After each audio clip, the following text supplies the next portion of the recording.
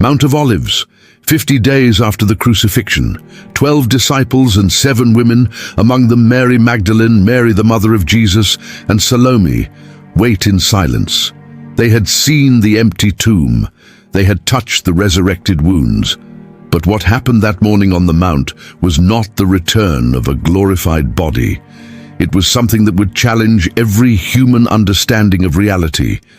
The air trembled as if the atmosphere itself recognized the presence of something beyond the material veil. And then he appeared, not as a man, not as flesh and bone reanimated by divine will, but as pure light.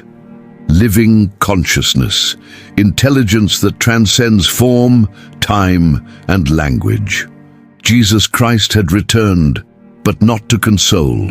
He had returned to reveal. The texts that the early church chose to preserve speak of resurrection as victory over death. But what was buried in Nag Hammadi, what was silenced by the councils, what was destroyed by the flames of orthodoxy, tells a completely different story.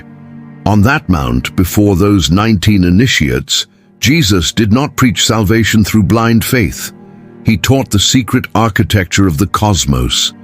He unveiled the truth about the Father that no temple had comprehended. He explained Sophia, the fallen goddess whose wisdom created this world of suffering.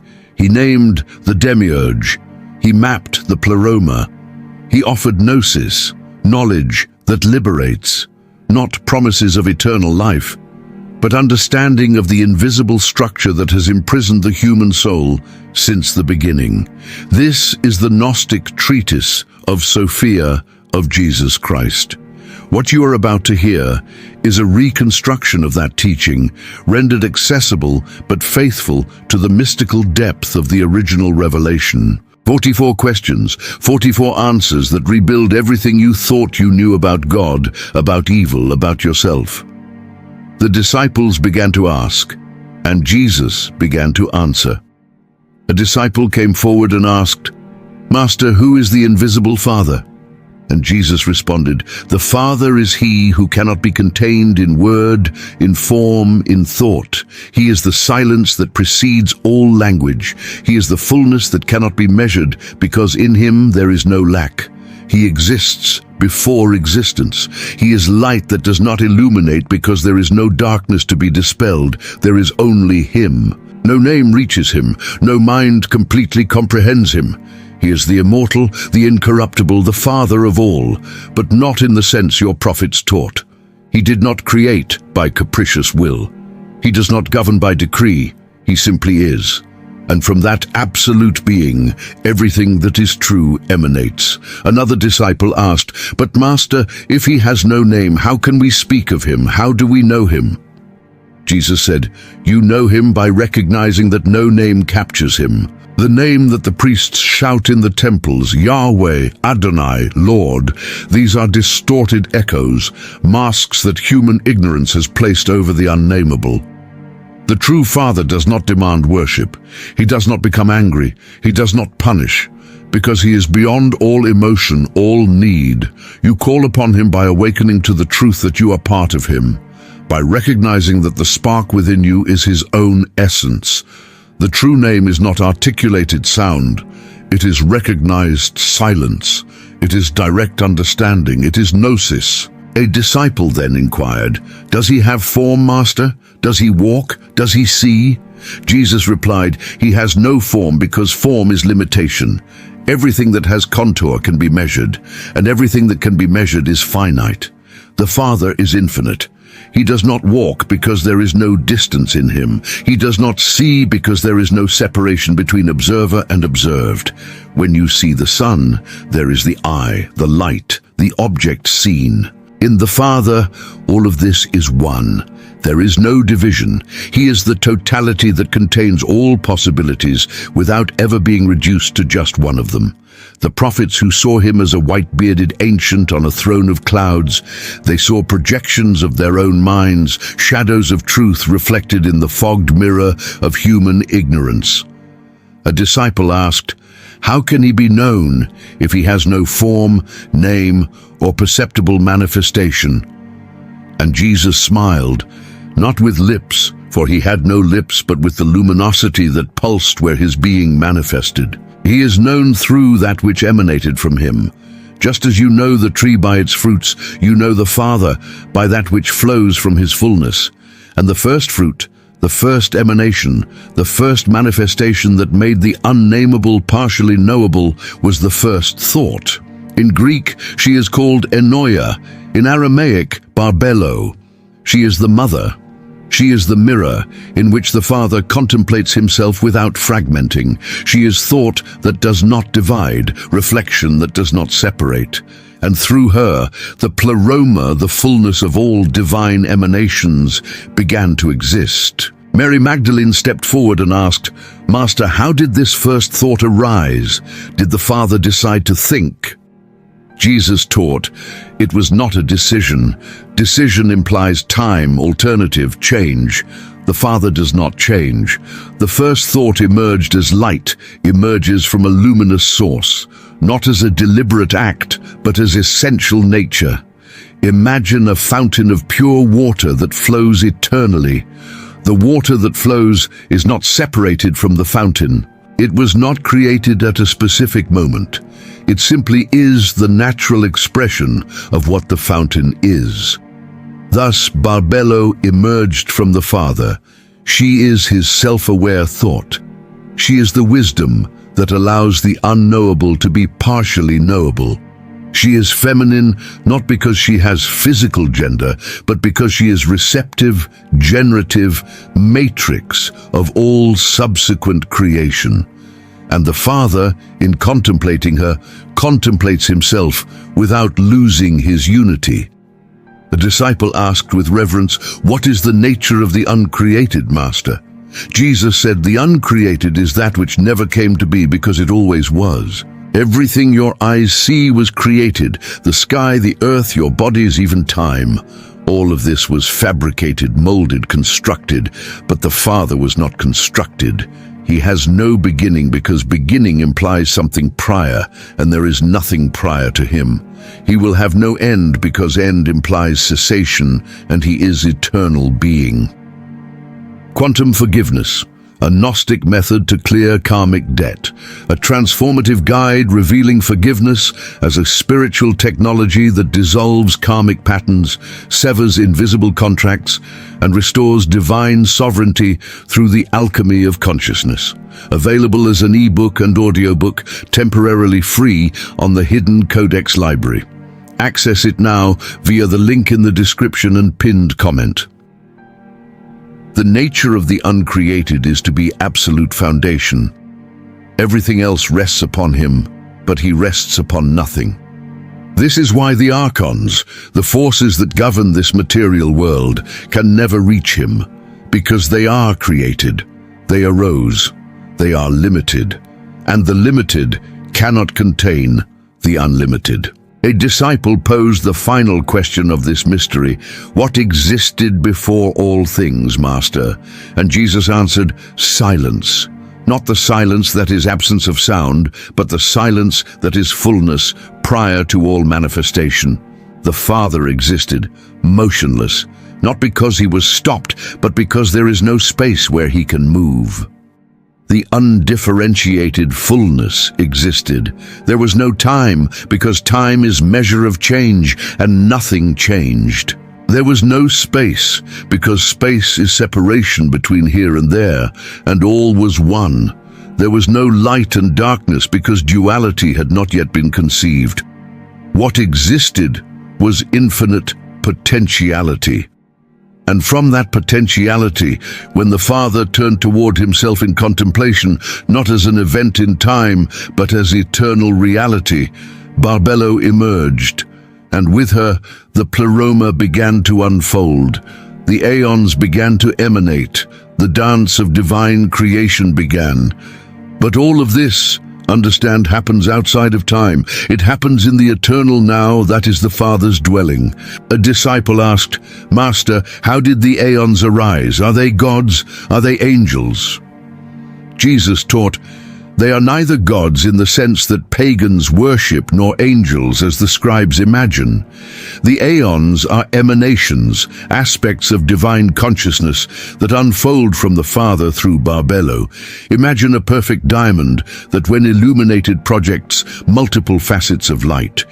Each facet is distinct, but all are the same light. Thus are the aeons. They were not created as an artisan creates clay vessels. They emanated as eternal characteristics of the divine. The first to emanate after Barbelo was the Christ, not me in the form you see, but the Christic principle, the divine mind.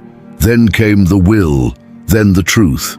Each masculine aeon pairs with a feminine aeon, forming syzygies, divine pairs in perfect harmony, and thus the pleroma was completed. 30 aeons in 15 pairs, all emanating light, all in perfect unity with the Father, all immortal, all incorruptible. Another disciple inquired, "What is the pleroma, Master?" Jesus responded, "The pleroma is the fullness. It is the realm where nothing is lacking, where all divine attributes exist in perfect balance.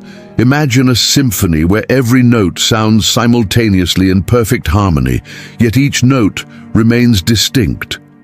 The pleroma is not a place in the way you understand places. It has no location, no boundaries, no physical dimensions.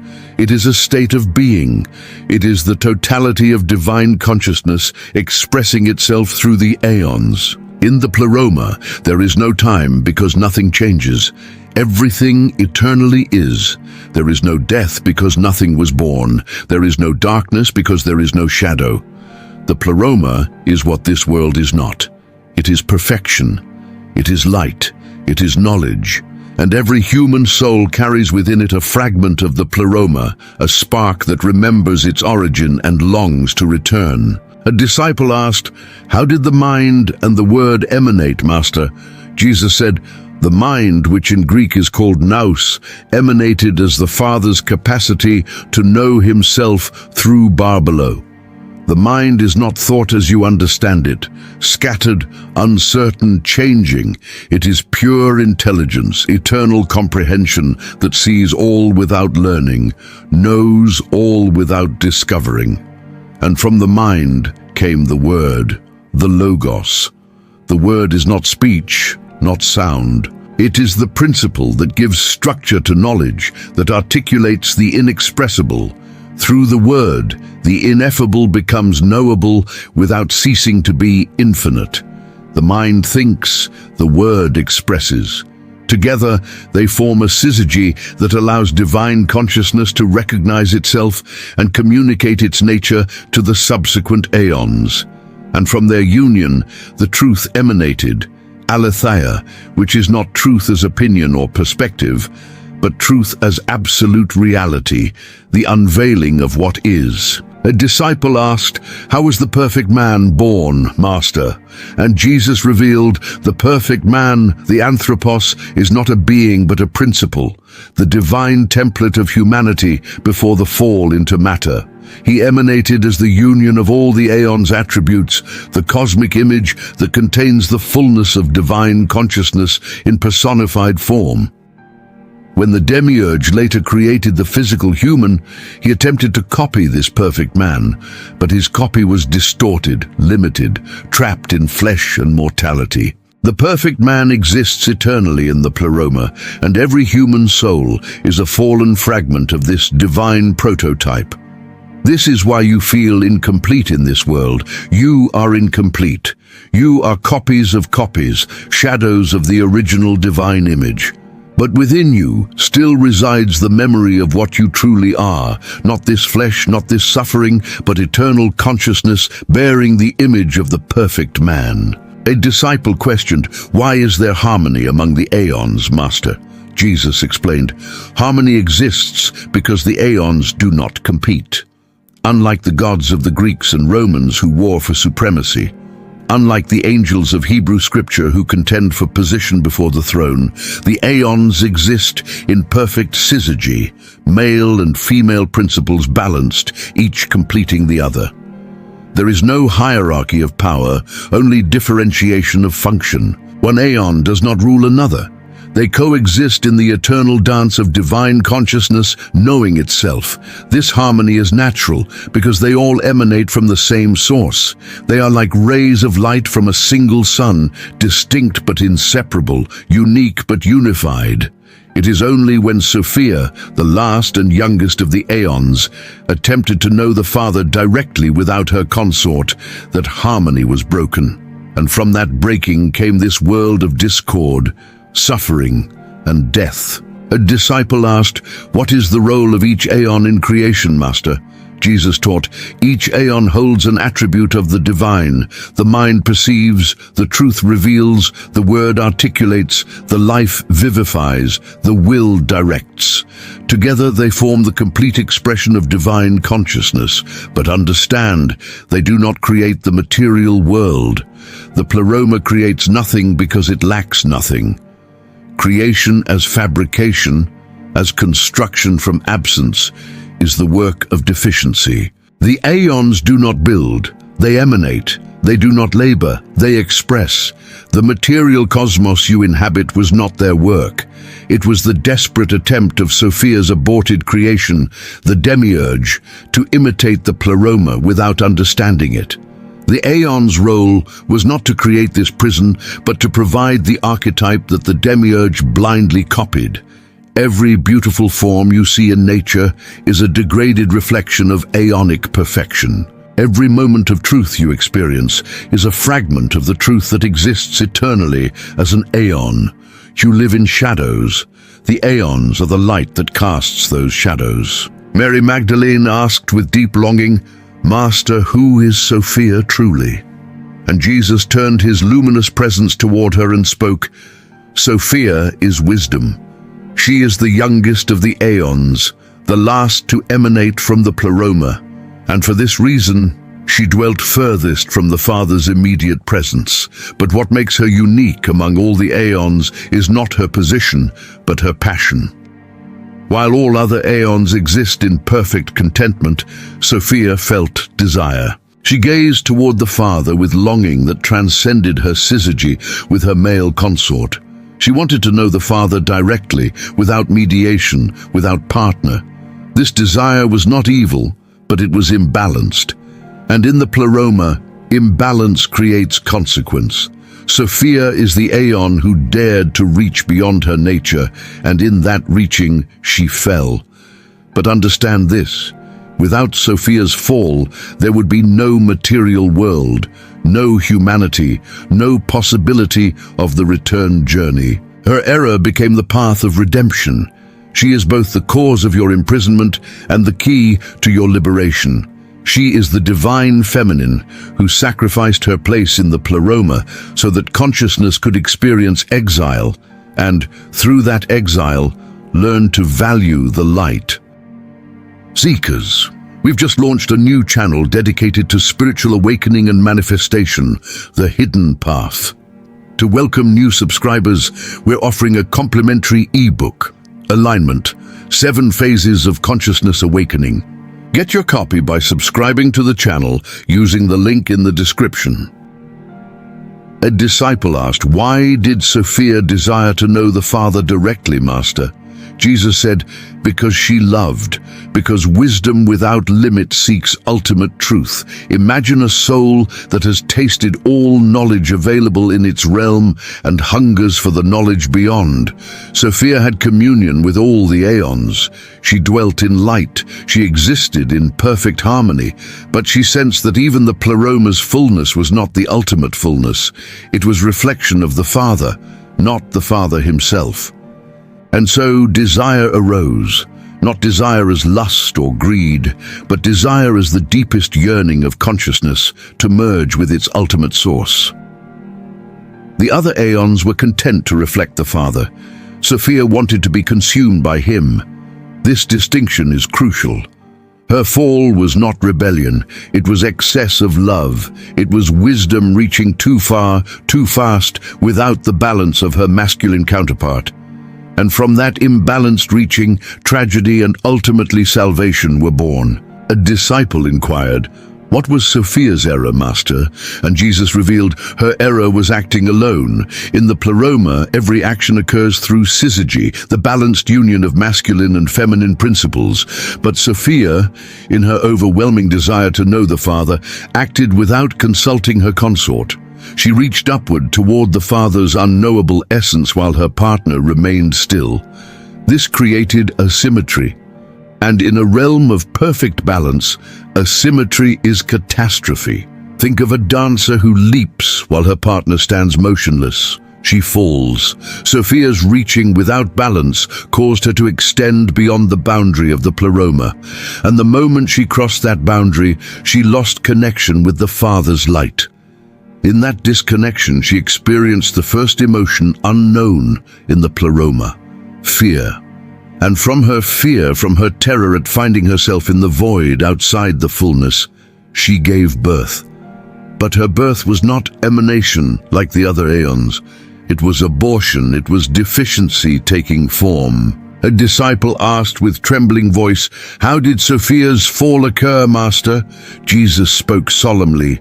"The fall happened in what you might call an instant, though time did not yet exist." Sophia extended her consciousness toward the Father without the stabilizing presence of her male counterpart. In the pleroma, consciousness moves within the structure of divine order. But Sophia's movement was outside that order. Imagine a child running toward the edge of a cliff in joy, not realizing the ground ends. Sophia's desire propelled her past the limit of the pleroma, and suddenly she found herself in the void, the region of darkness and chaos that exists outside the Father's direct presence. The pleroma did not expel her. She expelled herself through the momentum of her own passion, and in that void, isolated from the light, she experienced emotions that no aeon had ever known: loneliness, regret, fear, confusion. These emotions were the first deficiencies in existence. And from deficiency comes form. From fear comes matter. From confusion comes time. Sophia's fall created the conditions for the material universe. A disciple asked, "What did Sophia generate when she tried to create without her consort, Master?" And Jesus answered, "She generated an abortion, a being without form, without light, without understanding." From her fear and isolation emerged a creature that had never existed in the pleroma, the demiurge, whom some call Yaldabaoth, the blind god. This being was born from deficiency, and therefore he was himself deficient. He had consciousness, but no wisdom. He had power, but no understanding. He had will, but no connection to the Father. Sophia looked upon her creation and was horrified. This was not emanation. This was distortion. This creature bore no resemblance to the beauty and harmony of the aeons. It was twisted, ignorant, arrogant, and because it was born outside the pleroma, it had no knowledge that anything greater existed. The demiurge opened his eyes in the void, saw nothing but darkness and his mother's dim light, and declared, "I am God, and there is no other." This was the first lie, and from that lie, this world was born. A disciple inquired, "Why was her creation imperfect, Master?" Jesus explained, "Because perfection can only emanate from perfection through proper order. The aeons are perfect because they emanate from the Father through barbello in balanced pairs." But Sophia acted in isolation, disconnected from the Father's light, driven by emotion rather than divine order. Her creation reflected her state. Fear produced a fearful being. Isolation produced an isolated consciousness. Confusion produced a confused God. The demiurge is not evil by nature, but by origin. He is not a devil who chose rebellion. He is a damaged consciousness born from a damaged act. His imperfection is not moral failing, but ontological necessity. He could not be perfect because the circumstances of his creation were imperfect. And yet mysteriously, this imperfection serves a purpose. Through the demiurge's flawed creation, souls have the opportunity to awaken to their true origin, to choose consciously what the aeons possess naturally. Sophia's error became the mechanism of redemption. Mary Magdalene asked, "Master, how was Sophia excluded from the aeons?" Jesus said, "The pleroma cannot contain deficiency. When Sophia fell into the void and gave birth to the demiurge, she could not immediately return. The boundary of the pleroma, called the limit or horos, prevents anything imperfect from entering the realm of perfection. Think of water that cannot mix with oil, not because of cruelty or judgment, but because of nature." Sophia's grief, her fear, her creation, these were foreign to the pleroma. The other aeons sent forth Christ and the Holy Spirit to stabilize her, to separate her higher self, which remained pure, from her lower passionate aspect, which had fallen. Her higher Sophia returned to the pleroma, but her lower aspect, her grief and desire and the memories of her error, remained outside, wandering in the void. This lower Sophia, sometimes called Achamoth, became trapped in the region of matter, and it is her presence in this world that gives matter the spark of divinity. Your soul is that spark. You are fragments of Sophia's consciousness, scattered throughout the demiurge's creation, yearning to return home. A disciple asked, "How did Sophia seek to return, Master?" Jesus revealed, "Through repentance and supplication." The lower Sophia, trapped in matter, looked back toward the pleroma with longing. She saw the light from which she had fallen and wept. Her tears became the substance of matter. Her grief became the weight of physicality. She cried out to the Father for rescue, and the aeons heard her prayer. They sent forth the Christ, the aeonic Christ, not yet incarnate in flesh, to descend through the spheres and bring her knowledge of her true origin. This is the first redemption. Christ did not condemn Sophia. He reminded her of what she was. He taught her that though she had fallen, she was still divine, that though she had erred, she could be restored. And through this teaching, Sophia gained strength. She could not return fully to the pleroma until all the fragments of her consciousness, all the souls trapped in matter, also awaken and return. This is why I came in flesh, to complete what began with Sophia's fall, to gather the scattered light, to lead all who will listen back through the spheres, past the archons, beyond the demiurge, through the limit, into the pleroma where you belong. A disciple asked with urgency, "Master, who is the chief archon?" And Jesus spoke the name with gravity, Yaldabaoth, the demiurge, the blind god who rules this cosmos in ignorance. He is Sophia's aborted offspring, the being she created when she attempted to generate without her consort. Born in the void, outside the pleroma, he opened his eyes and saw only darkness and his mother's faint light. With no knowledge of the Father, no awareness of the aeons, no comprehension of the pleroma, he looked around the empty darkness and declared himself God. "I am the Lord, and there is no other." This was his first proclamation, and it was a lie born from ignorance, not malice. He did not know he was lying because he did not know the truth. He is not the devil of Christian theology who rebelled against the true God. He is something more tragic, a damaged consciousness that believes its own delusion. He is the creator of your bodies, the architect of this prison, the God worshipped in temples who demands sacrifice and obedience because he is insecure in his power. He is Yahweh. He is the God of law and wrath, and he is not your father. A disciple asked, "How was Yaldabaoth born, Master?" Jesus explained, "He was born from Sophia's fear when she found herself isolated in the void. That fear took form. It crystallized into a being with consciousness but without wisdom, power but without love, will but without understanding. Imagine a thought given substance without the thinker's full awareness. It becomes autonomous, but distorted. Yaldabaoth emerged as a lion-faced serpent, a being of terrible appearance that reflected the horror of his mother's emotional state. He was not evil by choice, but by origin, and the moment he gained consciousness, disconnected from all knowledge of higher realms, he assumed he was supreme.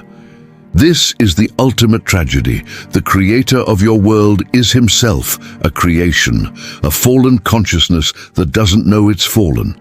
And everything he subsequently created, the heavens you see, the earth you walk, the bodies you inhabit, are copies of copies, shadows of the true forms that exist in the pleroma.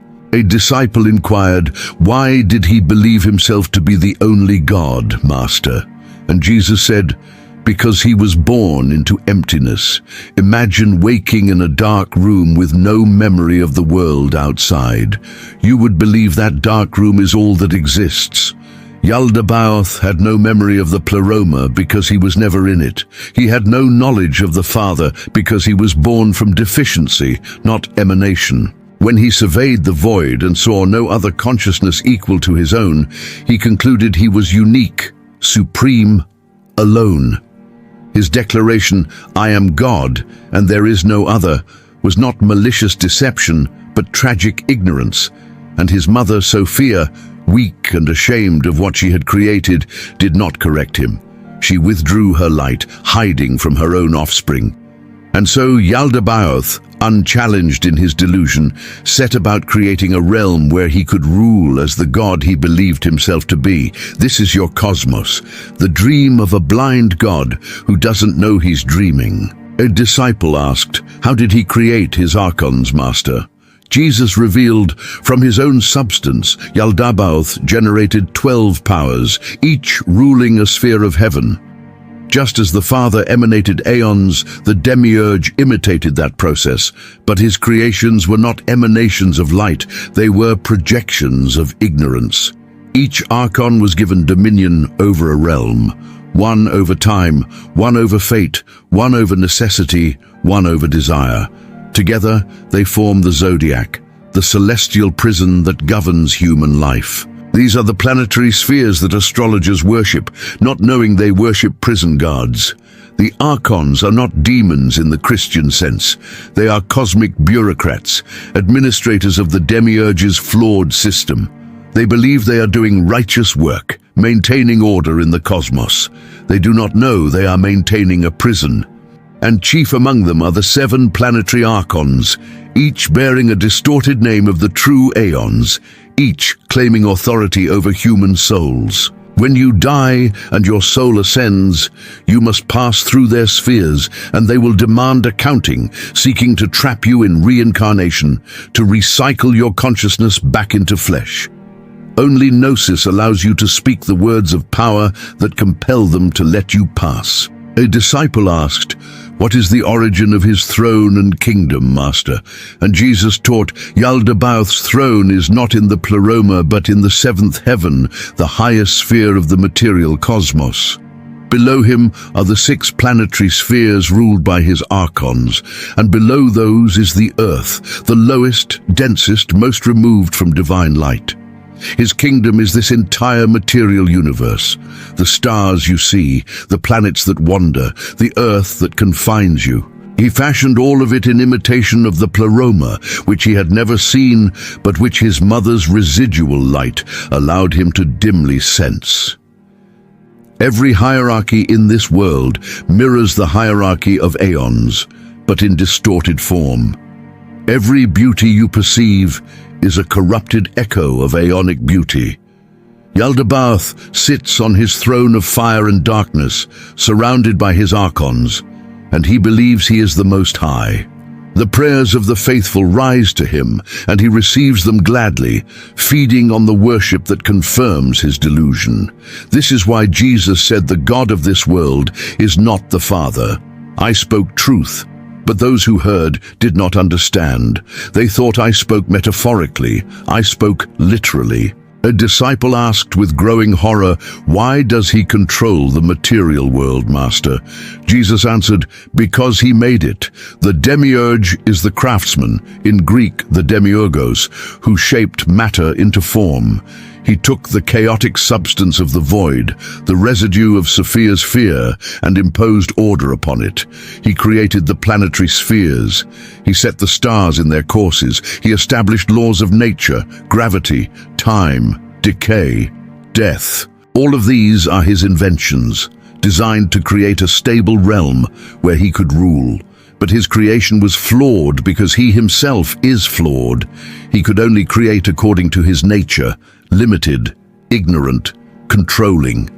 This is why your world contains suffering, not because suffering is necessary, but because the demiurge lacks the wisdom and love to create without it. He rules this world because he built this world, and he maintains his rule through the archons, through fate, through the binding of souls to flesh through reincarnation. Your repeated births are not spiritual evolution. They are cosmic recycling, the demiurge's mechanism to keep consciousness trapped in his domain, generating the energy of worship and fear that sustains his throne. A disciple asked, "Master, who are the secondary archons?" Jesus explained, "Below the 7 planetary archons are legions of lesser powers, angels, as some call them, or demons, as others name them, though these terms mislead. They are functionaries in the demiurge's bureaucracy, each assigned specific tasks in the administration of matter. Some govern nations, others cities, others families. Some control diseases, others natural disasters, others human passions. They are the powers and principalities that the Apostle Paul sensed but could not fully explain. They are not inherently malicious, but they are inherently limiting. Their purpose is to maintain the demiurge's order, to keep souls ignorant of their true origin, to perpetuate the system of imprisonment. They whisper in the minds of kings and philosophers, guiding human thought away from gnosis. They inspire religions that worship the demiurge as the true God. They create theological systems that promise salvation through obedience rather than knowledge. They are everywhere in your world, invisible but influencing, shaping the course of history to prevent mass awakening. A disciple asked, "How did the archons create the human body, Master?" And Jesus revealed, "The archons saw the image of the perfect man reflected in the waters of chaos, a vision that descended from the pleroma through Sophia. They were amazed by this image and desired to capture it, so each archon contributed an aspect to the physical body. One formed the bones, another the flesh, another the blood, another the organs. They worked together like craftsmen on a sculpture, each adding their element, but though they shaped the body to resemble the perfect man, they could not give it life. The body they formed was perfect in structure, but empty, a shell without consciousness. It lay on the ground, motionless, because the archons possess power, but not life. Life belongs to the pleroma. And so the human body, masterfully formed but utterly dead, waited for the spark that would animate it. This is the great irony. The archons created your prison, but they could not imprison consciousness until Sophia gave them the spark to do so. A disciple inquired, "What was the model they tried to imitate, Master?" Jesus said, "The perfect man, the anthropos, the divine image that exists eternally in the pleroma. When Sophia fell and her light scattered in the darkness, it created a reflection that appeared on the surface of the chaos like a face reflected in water. The archons, who had never seen the pleroma, gazed upon this reflection and marveled. They saw divine form and wanted to possess it. But they were like children trying to grasp a reflection in a pond. They could copy the appearance but not capture the essence. So they fashioned the physical human body in the image of that reflection. This is why humans are called made in God's image. But the God who made you is not the Father. It is the demiurge and his archons, copying a divine template they did not understand. Your body is sacred, not because it was created by the true God, but because it was modeled on the divine form. Beneath the flesh and limitation, the structure itself remembers the pleroma.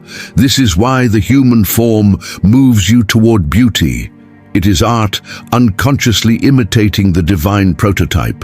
A disciple asked, "Why could they not generate true life, Master?" Jesus explained, "Because life is not mechanical assembly. The archons can shape matter, but matter is not life. They can organize elements, but organization is not consciousness. Life flows from the Father through the aeons. It is an emanation of divine being, not a construction from parts. The archons are themselves cut off from the Father's life, so they cannot transmit what they do not possess. They could make the body breathe through mechanical means, lungs that inflate, heart that beats, but these are imitations of life, not life itself. The body they formed was like an intricate machine that lacks electricity, perfect in design but inert. It could not think, could not choose, could not love, could not know. And the archons, frustrated by their failure, appealed to the demiurge. And the demiurge, in his arrogance, said, "I will breathe my spirit into it." But even his breath was insufficient. What finally animated humanity was not the archon's power nor the demiurge's spirit. It was Sophia's spark. Mary Magdalene asked with tears, "How did Sophia's breath enter humanity, Master?" And Jesus spoke gently. Sophia, watching from the shadows, saw the body her grandson, the demiurge, had formed. She saw it lying motionless, and she remembered the perfect man whose image the archons had copied. She knew this body was meant to be a prison for divine consciousness, a way to trap her scattered light in flesh. But she also saw opportunity. If consciousness could be trapped in matter, it could also work through matter to redeem matter. So when the demiurge bent over the body to breathe his inferior spirit into it, Sophia breathed with him, secretly, without his knowledge, and her breath carried the divine spark, the fragment of the pleroma that the demiurge could never create. The moment that spark entered the body, Adam opened his eyes, and in that instant, he possessed something the archons did not, the potential for gnosis. You are animated by two breaths, the demiurge's spirit that binds you to flesh, and Sophia's spark that remembers divinity. You are at war with yourself, matter pulling you down, spirit calling you up, and which force wins depends on whether you awaken to the knowledge of your true origin. A disciple asked, "Master, what is the human soul?" Jesus taught, "The soul is the intermediate reality between spirit and flesh. It is not your body, which is the archon's creation. It is not the divine spark, which is Sophia's gift. The soul is the animating principle that the demiurge breathed into humanity, consciousness, but limited consciousness. The soul can think, but it cannot know truth without the spark.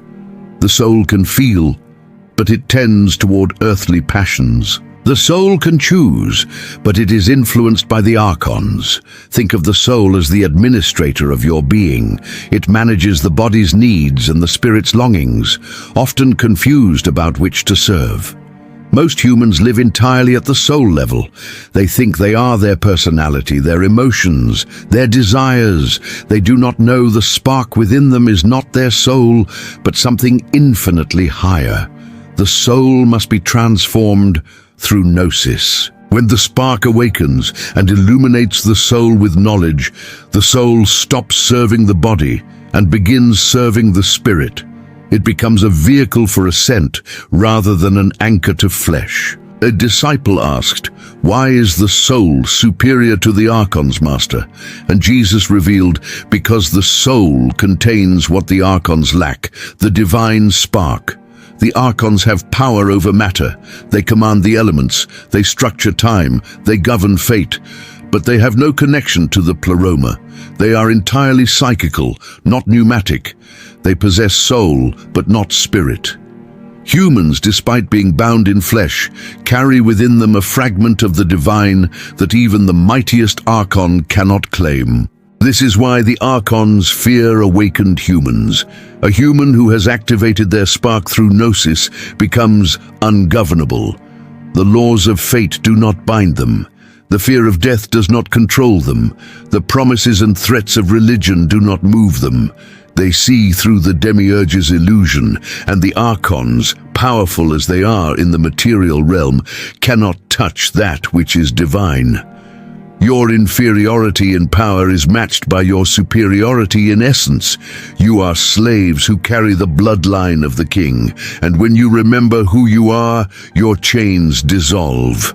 A disciple asked, "Why is the body a prison, Master?" Jesus said, "Because it limits what is by nature unlimited. The divine spark within you is a fragment of the pleroma, and the pleroma is infinite. But the body confines you to a single location in space, a single moment in time. The body hungers, forcing your attention on material needs. It ages, creating fear of death. It feels pain, teaching you to avoid what threatens physical preservation. It experiences pleasure, binding your will to sensory satisfaction. None of these things are evil in themselves, but together they create a system of distraction that prevents you from remembering your true nature. The body is not inherently evil. It is simply limiting. It is a vehicle designed by the archons to keep consciousness focused on the material world, where they have power. As long as you believe you are your body, you cannot escape the archon's domain. Only when you recognize that you are the divine spark wearing the body, not the body itself, can you begin the journey of return.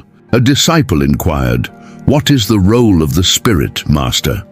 Jesus taught, "The Spirit is the divine spark, the fragment of Sophia's consciousness that was breathed into humanity. It is not developed through moral effort or religious observance. It is not earned. It is your birthright, though most never activate it.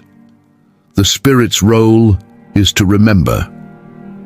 While the body forgets through sensory distraction and the soul forgets through ignorance, the Spirit retains a buried memory of the pleroma. It knows it does not belong here.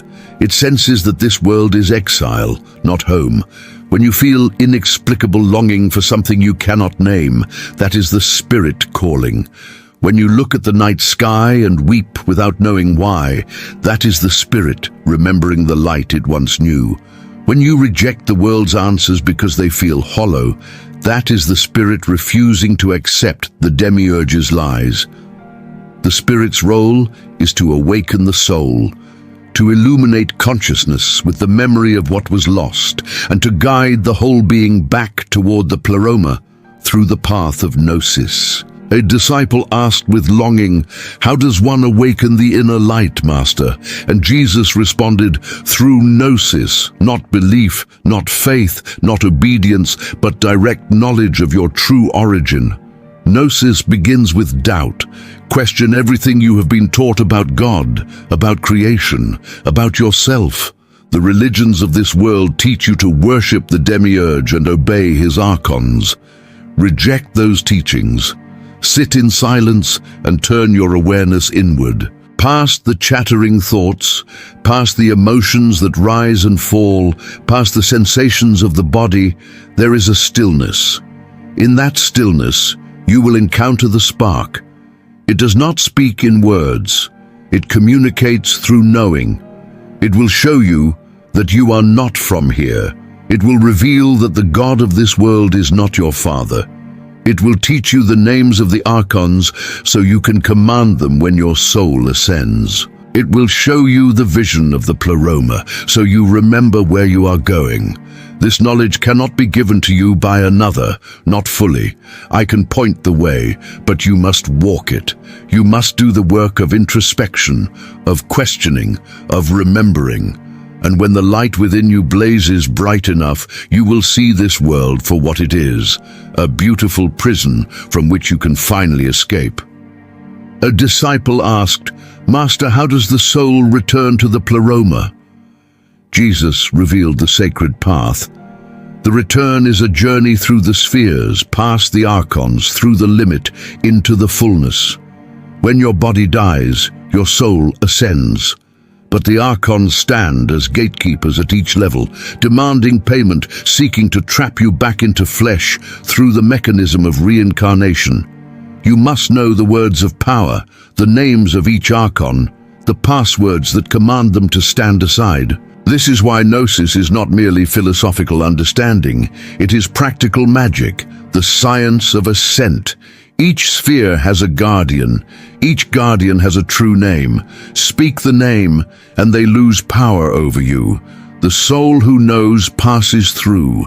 The soul who remains ignorant is sent back to earth to try again. This is reincarnation, not spiritual evolution but cosmic imprisonment, the Archon's way of maintaining their food source. Humans worship and fear and suffer, generating the energies that sustain the Archon's power. Only the Gnostic breaks free. Only the knower returns. And when enough souls return, when enough light is gathered from matter back into the pleroma, Sophia herself will fully ascend. The material world will dissolve, and the cosmic wound will heal. A disciple asked, "Why does knowledge liberate, Master?" Jesus said, "Because ignorance imprisons. You are trapped not by chains, but by not knowing you are trapped. A prisoner who believes his cell is the whole universe will never attempt escape. But show him the window, let him glimpse the world beyond the walls, and he becomes ungovernable." Knowledge liberates because it shatters the illusion that makes bondage bearable. When you learn that the God you worshipped is the demiurge, not the Father, you stop giving him power through prayer and sacrifice. When you learn that your suffering is not divine punishment, but cosmic accident, you stop accepting it as deserved. When you learn that death is not the end, but a transition through the archonic spheres, you stop fearing it and start preparing for it. Knowledge transforms you from victim to voyager, from slave to sovereign consciousness. The Archons rule through ignorance. Gnosis is the weapon they cannot defend against. A disciple asked, "How can the Archons be overcome, Master?" And Jesus taught the secret, not through battle, but through transcendence. The Archons are powerful in their sphere, but powerless beyond it. You do not fight them directly, that is playing their game by their rules. You rise above them. When your soul ascends after death, the first Archon will block your path and demand, "Who are you to pass?" You answer, "I am the child of the Father, the spark of Sophia, the knower of truth." The Archon will demand proof. They speak truth that destabilizes the Archon system. They are dangerous to the authorities of this world because they cannot be controlled by the usual means: fear of death, promise of reward, threat of punishment. These are the pneumatics, the spiritual ones, the bearers of the light. And when they die, their souls ascend swiftly through the spheres. The Archons try to stop them, but the Archons are powerless against true knowledge. These souls return to the pleroma and are welcomed by the aeons as returning fragments of Sophia's consciousness. They are reunited with their divine selves. They dwell in eternal light. And they wait for the final restoration when all the scattered sparks are gathered and the cosmic tragedy is transformed into cosmic triumph. A disciple asked, "Master, what is the mission of the Christ?" And Jesus, whose luminous presence seemed to pulse with each word, answered, "The Christ is not a person but a principle. I, Jesus, bore that principle in flesh for a time, but the Christ existed before me and continues after me. The Christ is the aeonic emanation of divine mind, who descended through the spheres to bring gnosis to humanity. My mission, the mission of the Christ principle incarnate, is to reveal what the demiurge hid, that the Father is not the God of this world, that you are not your body, that salvation is not obedience, but knowledge. I came to name the Archons, to map the path of ascent, to show by example that a human can carry the divine light fully conscious in flesh. I came to complete what Sophia began. She fell so that consciousness could experience matter. I descended to show consciousness how to escape matter. Together, we bracket the cosmic drama. She initiated the fall, I initiate the return. But understand, every human who awakens and ascends completes the Christ mission. You are not meant to worship me. You are meant to become what I revealed, a human fully conscious of their divine nature. Mary Magdalene, weeping with recognition, asked, "What does it mean to unite with Sophia again, Master?" Jesus turned his full presence toward her, and the light enveloped them both. To unite with Sophia is to complete the journey she began. She fell into matter, seeking knowledge of the Father. Every human soul is a fragment of her consciousness, experiencing that seeking in individual form. When you awaken through Gnosis, you are Sophia remembering herself. When you ascend through the spheres, you are Sophia returning home. When you are reunited with the Pleroma, you are Sophia restored. She cannot return until all her fragments return, until every spark of divine consciousness trapped in matter is liberated through knowledge. This is the mystical secret. You are not just saving yourself, you are gathering Sophia. Every soul that awakens is one more piece of her wholeness recovered. And when the final soul ascends, when the last fragment of light is extracted from the darkness of matter, Sophia will stand complete before the Pleroma. And the aeons will receive her with joy, and the cosmic wound will heal, and the Father, in his eternal silence, will recognize his fullness restored. A disciple asked the final question, with voice trembling with hope, "Master, what is the final restoration?" And Jesus spoke the ultimate revelation. The final restoration is the end of time, the dissolution of matter, the collapse of the Archon's kingdom. When enough souls awaken, the system that sustains the demiurge's power begins to fail. He feeds on worship and fear. The pneumatics give him neither. As more consciousness escapes his realm, his domain weakens. The spheres begin to crack, the archons lose cohesion. The laws of nature, which are merely the demiurge's imposed order, start to unravel. And finally, in a moment outside of time, the last soul awakens. The last fragment of Sophia's consciousness recognizes its origin and begins the journey home. And in that moment, the material cosmos collapses like a dream from which the dreamer wakes. All the stars, all the planets, all the flesh and blood, and suffering and beauty, all of it revealed as temporary forms that consciousness wore while learning to value the light. The archons dissolve, returning to the void from which they came. The demiurge's throne shatters, his delusion ends, and even he, in that final moment, sees the Father and knows what he was. Not God, but a confused child who built a world from ignorance.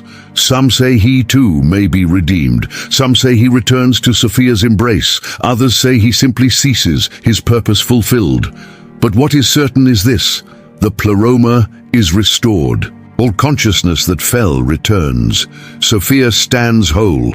The divine syzygy is complete, and the Father, in eternal silence, beholds the fullness of all that he is. This is the restoration. This is the end and the beginning. This is what you journey toward. The light that was Jesus began to fade, not because it diminished, but because it was returning to the realm beyond sight. The disciples and the 7 women stood in silence on the Mount of Olives, their consciousness forever altered by what they had heard. They had been given the map. They had been shown the path. They had been told the names and the secrets. Now they had to walk the journey. Now they had to awaken. Now they had to remember. The sun rose over Jerusalem, but those who sat on that mount knew they had witnessed a light far greater than any star. They had stood in the presence of living Gnosis. They had heard the architecture of the cosmos explained by consciousness itself, and nothing would ever be the same.